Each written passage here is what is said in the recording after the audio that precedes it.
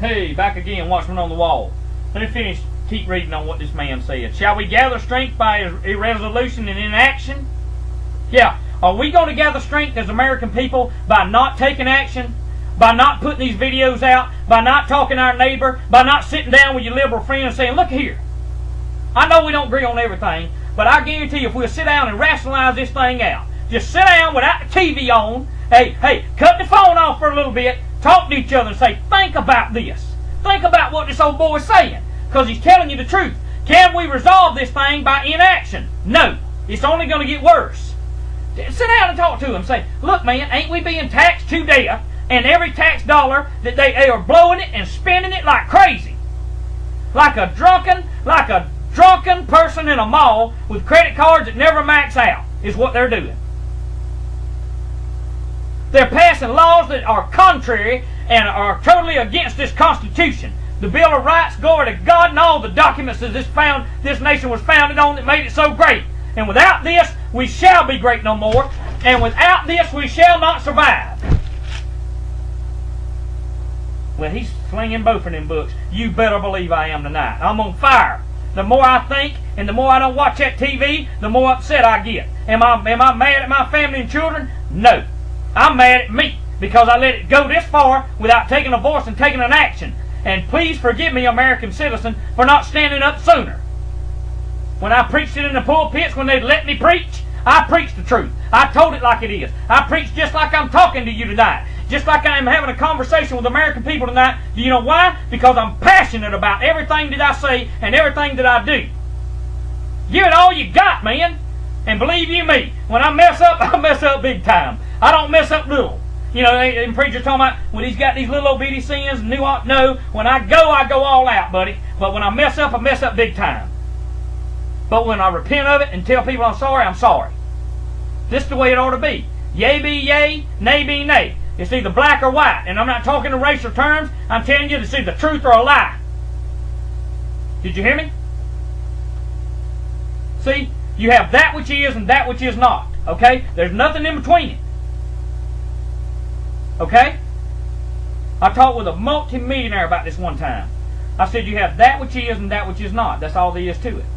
I said, now that which is truth you have, that which is a lie really does not exist. It does not exist. But they can tell it to you long enough till you think it's the truth, but it's still a lie. And he said, well, what do you mean by that? I said, okay, the truth is this. And let me get, this is a red cup. Watch. This is a red cup, isn't it? I'm telling you this is a red cup. Now, how many of you agree that this is a red cup? If you said, yes, I agree it's a red cup, you were wrong. Guess what? It's a red and white cup. You see what I'm saying? But I pushed it at you as a red cup, and you automatically said, yeah, that cup's red. But guess what? It's red and white. That's what they've done to us, American people. They have told us half-truths, but the half-truth is a lie. The whole truth is the truth. Nothing but the truth, so help you God, remember? Do you see what I'm saying? And I know that might have been a poor example. And while I got this thing, don't want the horse to get dry. Do you see what I'm saying? The truth is this. We're fixing to be enslaved beyond freedom if we don't do something now. If we don't rise up, and if we don't take our country back now, it's a done deal. It's over with. Oh, we're going to suffer many losses. There shall be a war on the streets of America. See, George Washington had a vision, and I won't get into all of it. But in that vision, he saw some wars.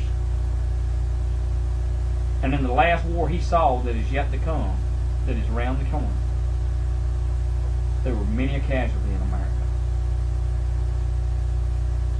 But also in that vision, there was angels come to help the Americans. And they thought the battle was lost. But yet, through the angelic host of power with their help,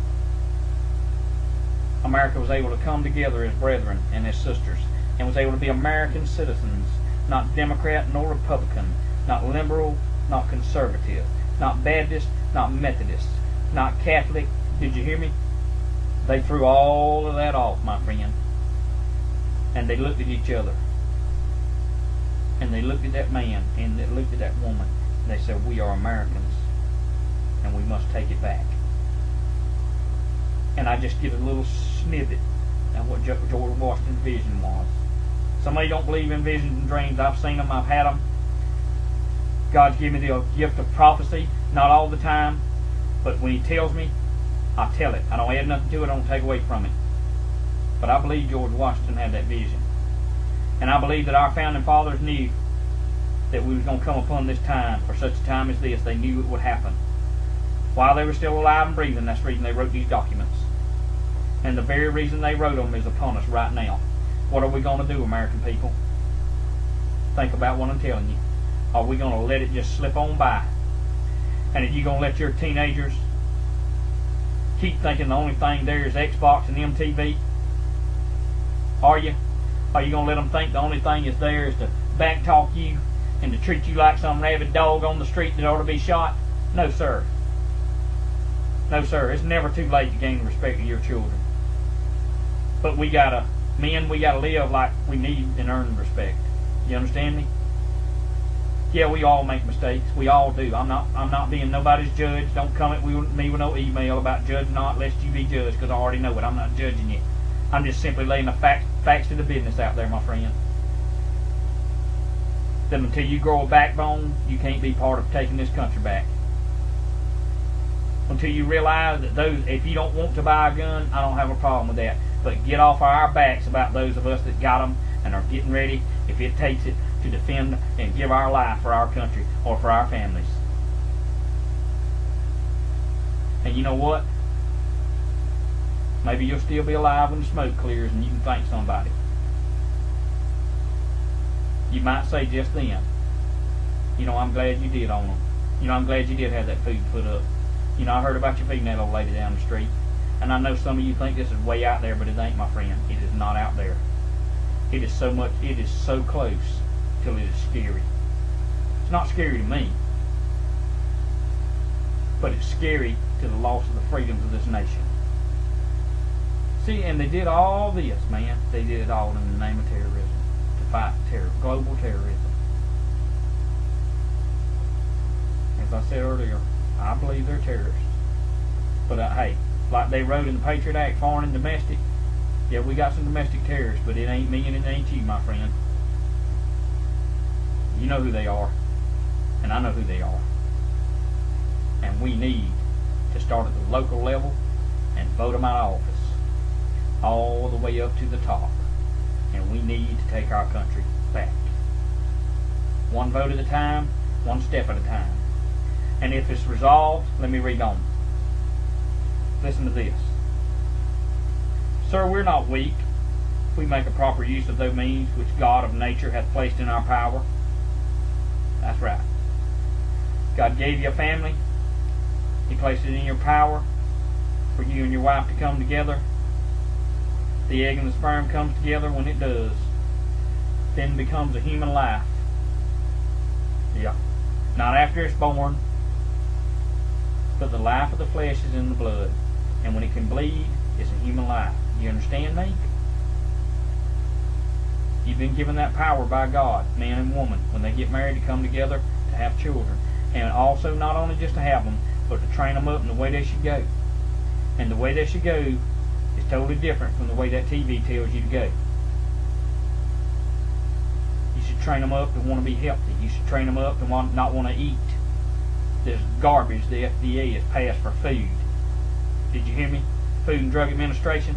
I got another part coming up. Stay with me. We're on fire tonight. I'm going to talk to you about the Food and Drug Administration. I can't help it. It's just coming in on this. I just got to go with the flow. Be back in a minute.